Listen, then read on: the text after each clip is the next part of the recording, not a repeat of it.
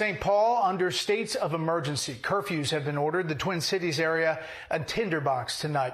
Another police-involved death of a black man has ignited protest and complicated the ongoing trial of the former police officer accused in the death of George Floyd.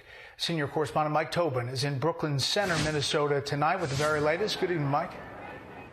Good evening, Brett. Police are standing sentry and fortifying the headquarters here in Brooklyn Center. The curfew is in place for a second night, and manpower is being increased dramatically as part of the security operation designed for the Derek Chauvin trial. This suburb of Minneapolis is on edge. Another black man killed at the hands of police.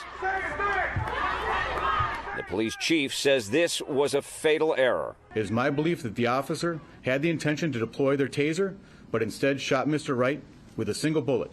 20-year-old Dante Wright was pulled over for an expired tag. When police ran his name, they were alerted that he had an outstanding warrant for possessing a pistol without a permit. When police went to arrest him, he resisted and attempted to re-enter his car. The officer can be heard on body cam announcing her intent to use the taser. But according to the chief, she mistook her taser for her sidearm. The mayor of Brooklyn Center called for her firing.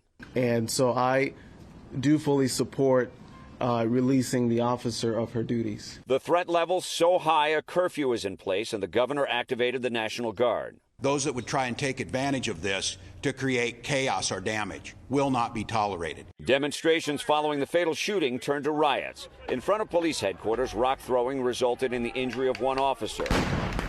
Police responded with smoke, projectiles, and flashbangs. While resources protected police headquarters, looting spread across town. From the Walmart to liquor stores, more than 20 retail establishments were hit, amid reports of gunfire. People were hurt yesterday, and they came here yesterday to actually express their hurt.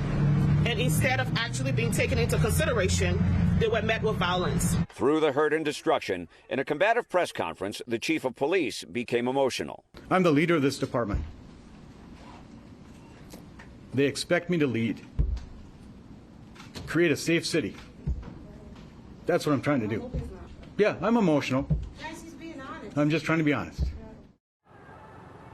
President Biden called this killing tragic, but he also said there's no justification for looting or violence. Meantime, the Minnesota Timberwolves, the Twins, and the Minnesota Wild have all called off or postponed their games. Brett?